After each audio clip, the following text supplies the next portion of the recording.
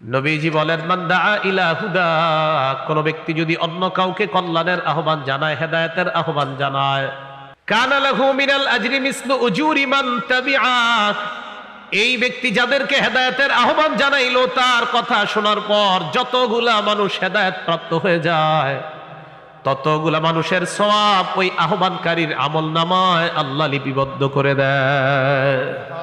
লা ইয়ানকুসু যালিকা মিন উজুরিহিম শাইআ, ব্যাপারটা এমন না আমি আপনাদেরকে আহ্বান জানাইলাম, আপনাদের আমলের সওয়াব আল্লাহ আমাকে দিয়ে দিলেন, ব্যাপারটা এমন না।